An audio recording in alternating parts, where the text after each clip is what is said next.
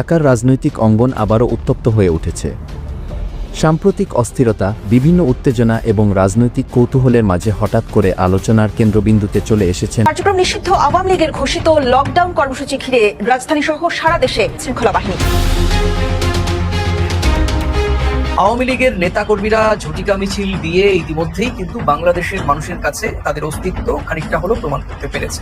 রাজধানীর গুলিস্তানে এই মুহূর্তে আমরা দেখছি নিষিদ্ধ সংগঠন ছাত্রলীগের একটি বিক্ষোভ মিছিল বের করছে। এই মুহূর্তে আপনারা দেখতে পাচ্ছেন আওয়ামী লীগের এই ঝটিকা মিছিলের ফলে যে জনমানুষে তাদের মধ্যে যে প্রতিক্রিয়া তৈরি করার যে উদ্যোগ নেওয়া হয়েছিল সেটি খানিকটা হলেও সফল হয়েছে। দর্শক, আজকে সেই আলোচিত 13ই নভেম্বর, আর এই 13 নভেম্বর আওয়ামী লীগের প্রত্যাবর্তন বা আওয়ামী লীগের একটা বিশাল কর্মসূচি দিয়েছিল আওয়ামী লীগের প্রধান কার্যালয় থেকে। হ্যাঁ দর্শক, আসলে কি হলো না হলো সেটাই কিন্তু দেখতে পারবেন আজকের এই একটি ভিডিও থেকে। ভিডিওর শুরুতেই কিন্তু আপনাদেরকে অনেকগুলো ভিডিও শিরোনাম দেখানো হয়েছে, কোথায় কি হলো না হলো সবকিছু কিন্তু দেখানো হয়েছে। দর্শক, এই শিরোনাম দেখার পর এখন কিন্তু আমরা বিস্তারিত খবরের মধ্যে যাচ্ছি। আমাদের স্ক্রিনের সাইডে কিন্তু আজকে বাংলাদেশের কোথায় কি হলো না হলো, লকডাউনে কোথায় ক্ষতি হয়েছে বা কি হয়েছে না হয়েছে সবকিছুই কিন্তু আপনারা জানতে পারবেন শুধুমাত্র এই একটি ভিডিও থেকে। তো দর্শক, আমি আপনাদেরকে রিকোয়েস্ট করব ভিডিওটি একটু স্কিপ করবেন না, সম্পূর্ণ ভিডিওটি দেখতে থাকবেন, কারণ আওয়ামী লীগ কিন্তু আবারও ফিরে আসবে এমন কথা বলতেছে অনেকে। তো দর্শক, কথা না বাড়িয়ে সর্বপ্রথম আমরা আগে আমাদের কাছে কিছু প্রতিবেদন আছে, কিছু ইন্টারভিউ আছে এবং আজকের দিনের কিছু এক্সক্লুসিভ ভিডিও ফুটেজ আছে, সেই ভিডিও ফুটেজগুলো আগে দেখে নেব। অনলাইনে লকডাউন করতেছে, একজন দিল্লিতে, তার ছেলে আমেরিকায়, পুরো বিদেশ বৈশা বাংলাদেশে পাচার করার টাকা খায়, ঘুমায়, আর অনলাইনে লকডাউন ডাকে, আর কতক্ষণ পর পর টেলিগ্রামে। তো এইটার মধ্য দিয়ে যে এখানে বোকা স্টুপিড যে শ্রেণীটা আওয়ামী লীগের, এরা বের হয়ে কুকপাক দেয় আর জেলে যায়, মাঝে মধ্যে পাবলিকের গণধোলাই খায়। এবং এরা এইটুকুন বুদ্ধি সত্যি আল্লাহ এদেরকে দেয় নাই যে যাদের নেত্রী আপার মতো মা, মায়ের মতো আপা, তারা হেলিকপ্টারে পালানোর সময় নিজের বোন ছাড়া কাউরে বইলেও যায় নাই যে তোমরাও পালাও আমিও পালাই, যে যার অবস্থান থেকে পালাও বলে নাই। তো এইরকম এটা তো আসলে একটা কাল্ট, আমরা যেটা বলি সহজ করে, এটা তো আসলে একটা সেমি ধর্মের মতো, আপনি অন্ধবিশ্বাস। তো এই জন্য যেটা কথা, এখন আমাদের ধারণা আওয়ামী লীগ বাংলাদেশের গণকেস, সে এর আগে অনেকবার চিন্তা করেছে, যে এর আগেও অনেকবার তার পুনরুদ্ধার ঘটেছে। দেখেন আপনি এইখানে খেয়াল করলে দেখবেন, আমরা কালকে সারা রাত ওই অঞ্চলে ছিলাম, ফজরের পর থেকে এখানে আছি, আপনি দেখবেন না, খুব চেহারায় বুঝবেন কেউ পলিটিক্যাল ফ্যামিলির ছেলে মেয়ে না, পুরোই অ্যাপলিটিক্যাল যে জেনারেশনটা, তারা যখন সারা রাত জেগে ফজরের পর থেকে এখানে পাহারা দিচ্ছে, এর আমাদের সেই অ্যাপলিটিক্যাল জেনারেশনটা পলিটিক্যাল হয়ে উঠছে। তারা পলিটিক্যাল পার্টি করছে না, কিন্তু দেশের স্বাধীনতার সার্বভৌমত্ব টিকিয়ে রাখবার জন্য তারা সেই রাজনৈতিক দায়িত্ব কাঁধে নিচ্ছে। আওয়ামী লীগ যেরকম মুক্তিযুদ্ধ কুক্ষিগত করেছে, জুলাই গণ অভ্যুত্থান সেই মুক্তিযুদ্ধের মালিকানা এবার জনগণের কাছে ফিরিয়ে দিতে চায়। এবার তারা অনলাইনে লকডাউন করছে। আমরা মনে করি এই যে রায়ের আজকে তারিখ ঘোষণা হবে এবং এই তারিখ ঘোষণা পরবর্তীতে সুষ্ঠু বিচারের মধ্য দিয়ে বাংলাদেশে অফিসিয়ালি আওয়ামী লীগের কবর রচিত হয়ে যাবে। কারণ এখানে দিল্লির যে ভুলটা হয়েছে, তারা তাদের সমস্ত বিনিয়োগ আওয়ামী লীগের উপর করে ফেলেছে। সুতরাং এখন তাদের আর কোনো শুধরানোর জায়গা নাই। আপনাদের মাধ্যমে আমরা ভারতীয় এস্টাবলিশমেন্টে বলতে চাই, আপনারা জুলাই গণ অভ্যুত্থানকে স্বীকৃতি দিন এবং সম্মান করুন। অতীতে যে ভুল করেছেন সেই ভুল থেকে বাংলাদেশের মানুষের কাছে ক্ষমা চান এবং জুলাইকে স্বীকৃতি দিয়ে আপনারা নতুন বাংলাদেশের সাথে সম্পর্ক গড়ে তুলুন। দেখেন, আপনারা আমাদের প্রতিবেশী, আমরা আপনাদের সাথে ভালো প্রতিবেশী হিসেবে আপনাদেরকে চাই, কিন্তু আপনাদেরকে প্রভু মানি না। দেখেন, আপনি কোনো দেশে প্রভুত্ব মানাইতে পারবেন না। আপনার পাশে শ্রীলঙ্কা আপনার হাতছাড়া হয়ে গেছে, নেপাল গেছে, ভুটান গেছে, এরপর আপনি পাকিস্তানি একটা মাতব্বরি কইরা যুদ্ধ করতে গেছিলেন, কিন্তু সেটা পাকিস্তানি সীমানা ওঠার আগেই সেটা ধপাস কইরা পড়ে গেছে, ফালাই দিছে। আর আওয়ামী লীগের অন্যান্য যারা আছেন, আপনাদেরকে বলি, দেখেন, হাসিনার উস্কানিতে আপনারা জীবন ধ্বংস করেন না। আজীবন তার উস্কানিতে ধ্বংস, সে কিন্তু ঠিক হেলিকপ্টারে পালাইছে, তার ছেলে কিন্তু আমেরিকায়, মেয়েও কিন্তু দেশে না। বাংলাদেশে পলিটিক্যালি আওয়ামী লীগ কোনোদিনই একটা রাজনৈতিক দল না, এটা একটা মাফিয়া দল এবং বাংলাদেশে তার কোনো শিকড় নাই। দেখেন, বেগম খালেদা জিয়াও কোন জুলুমটা নাই তিনি স্বীকার করেন নাই। তিনি কি বাংলাদেশ ছেড়ে গেছেন? তিনি বলেছেন আমার তো আর কোনো, আমি জেল খাটলে ওই দেশে, আমি বেঁচে থাকলে ওই দেশে। জামাতে ইসলামের নেতারা, তারা ফাঁসি হয়েছে এই দেশে, তারা লড়াইও করেছে গত 15 বছরের দেশে, গুম হয়েছে, খুন হয়েছে, ধর্ষণের শিকার হয়েছে, আয়না ঘরে গেছে, তারা তো দেশ ছেড়ে পালাই যায় নাই। অথচ তাদেরকে পাকিস্তানি বইলে সবসময় বলা হয়েছে, তারা তো পাকিস্তান যায় নাই, কিন্তু আপনি তো ঠিকই দিল্লি পালাইছেন। সুতরাং এই বাংলাদেশের সাথে আওয়ামী লীগের কোনো শিকড়ের সম্পর্ক নাই। এই আওয়ামী লীগ দলটা বাংলাদেশে প্রতিষ্ঠিতও হয় না এবং সে বাংলাদেশের রাজনীতিটা করেও না। সে নিজের ক্ষমতাকে কুক্ষিগত করার জন্য বাংলাদেশের স্বাধীনতা সার্বভৌমত্ব কেজি দরে দিল্লির কাছে বিক্রি করে দিয়েছে। দিয়েছে। এই জন্য আমরা বলতে চাই যে নতুন বাংলাদেশে সেটা আর হবে না। নতুন কোন দলও যদি এই পজিশন আওয়ামী লীগের নেয়, তাকে পুনর্বাসন করবার, তাকে এই যে জনতা দেখেন নির্ঘুম রাত থেকে আবার এখানে এসেছে, তারা তাদের প্রতিরোধের শিকার হবে। ভবিষ্যতের বাংলাদেশ শুধুই বাংলাদেশের স্বাধীনতার বাংলাদেশ। একটা সুবিধা করতে পারেনি স্বৈরাচারী শক্তি। আওয়ামী লীগের নেতাকর্মী দেখা মাত্র এক শনে যাচ্ছে পুলিশ আর সেনাবাহিনী। ধরতে পারলে উদম কেলানি, সাথে গ্রেফতার তো আছেই। সব মিলে গোটা দেশে এই মুহূর্তে আসলে কি ঘটছে, কোথায় কিভাবে কতজন আওয়ামী লীগেররা ধোলাই খেল, এছাড়াও তাদের নাশকতার খবর সম্পর্কে সর্বশেষ আপডেট জানতে ভিডিওটি না টেনে শেষ পর্যন্ত দেখতে থাকুন। শেখ হাসিনার বিরুদ্ধে মানবতা বিরোধী অপরাধের মামলায় রায় ঘোষণাকে কেন্দ্র করে আন্দোলন অবরোধ কর্মসূচি ডেকেছে পতিত আওয়ামী লীগ। সেনাবাহিনীর কঠোর নজরদারির মধ্যেও বেশ কয়েকটি স্থানে গাড়িতে আগুন দেওয়ার ঘটনা ঘটেছে। আগুনে মৃত্যু হয়েছে ঘুমন্ত বাস চালকের। শিক্ষা প্রতিষ্ঠান, নির্বাচন কমিশন এবং গুরুত্বপূর্ণ স্থাপনা সহ যত্রতত্র বিস্ফোরণ ঘটানো হচ্ছে ককটেল বোমার। এসবের রাসায়নিক গন্ধে ভারী হয়ে উঠছে শহরের বাতাস। পরিস্থিতি মোকাবেলায় প্রতিটি মোড়ে চোখে পড়ছে র্যাব, পুলিশ, বিজিবি, সেনাবাহিনী সহ আইন শৃঙ্খলা বাহিনীর বিভিন্ন ইউনিট ও গোয়েন্দা সংস্থার সদস্যদের সতর্ক অবস্থান। চলছে সাজোয়াজানের টহল। সাধারণ মানুষের চোখে মুখে লক্ষ্য করা যাচ্ছে উদ্বেগ, উৎকণ্ঠা, আতঙ্কের ছাপ। উৎকণ্ঠা থেকে বিভিন্ন স্থানে শিক্ষা প্রতিষ্ঠানে শুরু হয়েছে অনলাইন ক্লাস। রাস্তাঘাটে কমে গেছে যানবাহন। সন্ধ্যার পর অনেকটাই ফাঁকা হয়ে যাচ্ছে ঢাকা।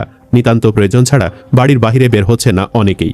এদিকে কার্যক্রম নিষিদ্ধ আওয়ামী লীগ সামাজিক যোগাযোগ মাধ্যমে 13 নভেম্বর লকডাউন কর্মসূচি দিয়েছে। পরিস্থিতি মোকাবেলায় জারি করা হয়েছে হাই অ্যালার্ট। কেউ নাশকতার চেষ্টা চালালেই গ্রেপ্তার হবে হাই অ্যালার্টের আওতায়। সংশ্লিষ্ট একাধিক সূত্রে জানা গেছে এসব তথ্য। গণপরিবহন চলছে সীমিত পর্যায়ে। বেশিরভাগ বাসেই যাত্রীর সংখ্যা হাতে গোনা, আর ব্যক্তিগত গাড়িও খুব একটা দেখা যায়নি। শিক্ষা প্রতিষ্ঠান খোলা থাকলেও উপস্থিতির হার কম। বৃহস্পতিবার সকালে রাজধানীর গুলিস্তান, পল্টন, মতিঝিল, কাকরাইল, শাহবাগ, ফার্মগেট, সায়েন্স ল্যাব ও কারওয়ান বাজার সহ বিভিন্ন এলাকায় ঘুরে দেখা গেছে এ চিত্র। বেশিরভাগ সড়কেই অটোরিকশার আধিক্য দেখা গেছে। যে কোনো অপতৎপরতা মোকাবেলায় মাঠে রয়েছে গণভোট সহ 5 দফা দাবিতে আন্দোলনে থাকা জামায়াত সহ 8 দল ও এনসিপি। অবশ্য বিএনপি সরাসরি মাঠে না থাকলেও যে কোনো পরিস্থিতি মোকাবেলায় তাদের প্রস্তুতি রয়েছে বলে জানা গেছে। বিভিন্ন পয়েন্টে সতর্ক অবস্থানে রয়েছে আইনশৃঙ্খলা বাহিনীর সদস্যরা। এর মাঝে গ্রেফতার অভিযানও চলছে। সুনামগঞ্জের ছাতকে পুলিশের অভিযানে ইউনিয়ন আওয়ামী লীগ ও স্বেচ্ছাসেবক লীগের 4 নেতাকর্মীকে গ্রেফতার করেছে পুলিশ। বৃহস্পতিবার ছাতক উপজেলা স্বেচ্ছাসেবক লীগের সাংগঠনিক সম্পাদক মইনুল হক, দোলারবাজার ইউনিয়নে ইউনিয়ন আওয়ামী লীগের সাংগঠনিক সম্পাদক গিয়াসউদ্দিন, ইউনিয়ন স্বেচ্ছাসেবক লীগ নেতা আব্দুল মোতালেব ও ইকবাল হোসেন খানকে গোপন সংবাদের ভিত্তিতে অভিযান চালিয়ে আটক করেছে ছাতক থানা পুলিশ। এছাড়াও রাজধানীর বিভিন্ন স্থানে অভিযান চালিয়ে কার্যক্রম নিষিদ্ধ আওয়ামী লীগ ও সহযোগী সংগঠনের 44 নেতাকর্মীকে গ্রেফতারের কথা জানিয়েছে পুলিশ। বুধবার ঢাকা মহানগর পুলিশের গণমাধ্যম ও জনসংযোগ বিভাগের উপকমিশনার মোহাম্মদ তালিবুর রহমান এই তথ্য জানিয়েছেন। তালিবুর রহমান বলেন, গতকাল ঢাকার বিভিন্ন স্থান থেকে এই 44 জনকে গ্রেফতার করে ঢাকা মহানগর পুলিশের গোয়েন্দা বিভাগ। গ্রেফতার ব্যক্তিদের বিস্তারিত নাম পরিচয় জানানো হয়নি। এছাড়াও মানিকগঞ্জের সিংগাইরে ডেভিল হান্ট অভিযানে ইউপি সদস্যসহ আওয়ামী লীগের 5 নেতাকর্মীকে গ্রেফতার করেছে থানা পুলিশ। দিবাগত রাতে উপজেলার বিভিন্ন এলাকায় অভিযান চালিয়ে তাদের গ্রেফতার করা হয়। আজ দুপুরে তাদের আদালতে প্রেরণ করা হবে বলে সিংগাইর থানার ওসি JOM তৌফিক আজম বিষয়টি নিশ্চিত করেছেন। সিংগাইর থানার ভারপ্রাপ্ত কর্মকর্তা JOM তৌফিক আজম জানান, গ্রেফতারকৃতদের বিরুদ্ধে ধল্লা পুলিশ ফাঁড়ি পোড়ানো এবং প্যারামাউন্ট এলাকায় বিস্ফোরক দ্রব্য আইনের মামলায় আদালতে পাঠানো হয়েছে। আইনে শাসন ও শান্তি শৃঙ্খলা বজায় রাখতে সিংগাইর থানা পুলিশ নিয়মিতভাবে বিশেষ অভিযান পরিচালনা করছে। যে কোনো নাশকতা বা অরাজকতা দমন করতে আমরা কঠোর অবস্থানে রয়েছি বলে জানান তিনি। এদিকে রাজধানীর শাহবাগ থানাধীন ঢাকা বিশ্ববিদ্যালয়ের TSC এলাকায় ককটেল বিস্ফোরণের ঘটনা ঘটেছে। এতে মোহাম্মদ জাহাঙ্গীর আলম চাকলাদার নামে এক ব্যক্তি আহত হয়েছেন। TSC মোড়ে অজ্ঞাত পরিচয়ের কয়েকজন ব্যক্তি তার দিকে ককটেল নিক্ষেপ করে। এতে ককটেল বিস্ফোরিত হয়ে তার পিঠে বিস্ফোরণের ধাতব টুকরা আঘাত করে।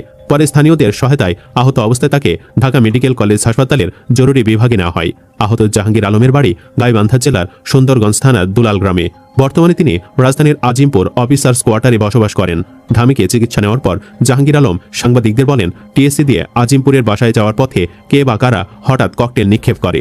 বিস্ফোরণে আমার পিঠে স্পিলটার লাগে। পরে আমাকে ঢামিকে এনে চিকিৎসা দেওয়া হয়। এছাড়াও কার্যক্রম নিষিদ্ধ আওয়ামী লীগের অনলাইনে ঘোষিত লকডাউন কর্মসূচিকে কেন্দ্র করে শরীয়তপুরের জাজিরায় পদ্মা সেতুর সামনে ঢাকা ভাঙ্গা এক্সপ্রেসওয়ে অবরোধ করা হয়েছে। নাওডোবা এলাকায় আজ সকাল 6টার দিকে আওয়ামী লীগের নেতাকর্মীরা সেখানে অবস্থান নেন। এ সময় নাওডোবা তস্তারকান্দি এলাকায় একটি ট্রাকে আগুন ধরিয়ে দেওয়া হয়। অবরোধের কারণে সকাল 6টা থেকে পদ্মা সেতু দিয়ে যানবাহন চলাচল বন্ধ হয়ে যায়। পরে 8:30টার পর কিছু যানবাহন সেতু পারাপার হয়, তবে বর্তমান তা স্বাভাবিক আছে। জাজিরার পদ্মা সেতু দক্ষিণ থানা ও স্থানীয় সূত্রে জানা যায়, লকডাউন কর্মসূচির অংশ হিসেবে আজ সকালে আওয়ামী লীগের নেতাকর্মীরা পদ্মা সেতুর জাজিরা প্রান্তের ঢাকা ভাঙ্গা এক্সপ্রেসওয়ে অবরোধ করেন। সড়কটির নাওডোবা এলাকার বিভিন্ন স্থানে অবস্থান নেন তারা। সকাল 7টার দিকে তস্তার কান্দি এলাকায় একটি ট্রাকে আগুন দেওয়া হয়। খবর পেয়ে ফায়ার সার্ভিসের কর্মীরা আগুন নিয়ন্ত্রণে আনেন। এ সময় দুটি যাত্রীবাহী বাস ভাঙচুর করা হয়। আতঙ্ক সৃষ্টি করতে আন্দোলনকারীরা তস্তারকান্দি এলাকায় সড়কে টায়ারে আগুন জ্বালিয়ে মিছিল করেন। ওই সময় বেশ কিছু ককটেল বিস্ফোরণ ঘটে। এক্সপ্রেসওয়ে অবরোধের কারণে জাজিরার জমাদ্দার মোড় এলাকায় অন্তত আধা কিলোমিটার দীর্ঘ যানজট সৃষ্টি হয়। পদ্মা সেতু দক্ষিণ থানার পুলিশ ও স্থানীয় লোকজন ওইসব যানবাহনে নিরাপত্তা দেন। এদিকে শরীয়তপুরের সব সড়কে আজ সকাল থেকে কোনো যানবাহন চলাচল করেনি। আওয়ামী লীগের কেন্দ্রীয় কার্যালয়ের সামনে আমরা যেটি দেখছি, এখানে অনেকগুলো সংগঠনে এসেছে। আমরা ছাত্র শিবিরকে দেখেছি, ছাত্র শিবিরের দক্ষিণ শাখার যারা রয়েছে তারা সকাল থেকে এখানে অবস্থান কর্মসূচি পালন করছিল। তারপরে আমরা দেখছি ইনকিলাব মঞ্চে হাদির নেতৃত্বে এখানে এসেছিল। এরপর আমরা যেটি দেখছি জুলাই যোদ্ধা সংসদ শহীদ পরিবারের ও আহতদের পক্ষে তারাও অবস্থান কর্মসূচি পালন করছে এবং কিছুক্ষণ আগে এখানে কিছুটা ভাঙচুর শুরু হয়েছে এবং আমরা দেখেছি ভেতরে অগ্নিসংযোগও করা হয়েছে। ধোঁয়া দেখা যাচ্ছে নিচ থেকে। এখানে কয়েকটি ব্যানারই দেখা যাচ্ছে, ছাত্র শিবিরের ব্যানার দেখা যাচ্ছে, ইনকিলাব মঞ্চের এখানে নেতারা রয়েছে এবং জুলাই যোদ্ধারা যারা রয়েছে আহত পরিবারের পক্ষে তারাও রয়েছে। তারা এখানে অগ্নিসংযোগ করছে এবং এখানে শেখ মুজিবুর রহমানের যে ভাস্কর্য ছিল সেটির একাংশ ভাঙা হয়েছে এবং এখানে তারা বিক্ষোভ করছেন। নিচে অবস্থান কর্মসূচি চলছে, উপরে বিক্ষোভ চলছে, অগ্নিসংযোগ চলছে। এখানে তারা যেটি বলছে, শেখ হাসিনার রায় ঘোষণার আগে জানেন ইতিমধ্যে ঘোষণা করা হয়েছে 17 তারিখ তার রায় দেবে। সেই সময় পর্যন্ত ইনকিলাব মঞ্চের মুখপাত্র ওসমান হাদি তিনি যেটি বলেছেন, রাজপথ সারা যাবে না এবং এখানে সকলকে ঐক্যবদ্ধভাবে অবস্থান গ্রহণের জন্য আহ্বান জানিয়েছেন। এবং সেই সাথে আজকে সারাদিনই জানেন শেখ হাসিনার রায়ের তারিখ ঘোষণা করা হবে আজকে। সেটিকে ঘিরে আগে থেকে লকডাউন ঘোষণা করা হয়েছিল। সেটিকে ঘিরে আমরা দেখেছি গত কয়েকদিন যাবতই আওয়ামী লীগ এবং তার সমর্থকরা বিভিন্ন জায়গায় অগ্নিসংযোগ করেছে এবং এই নাশকতার পরিকল্পনা করার সময়, অগ্নিসংযোগ করার সময় অনেককে ইতিমধ্যে আইনশৃঙ্খলা বাহিনীও ধরেছিল।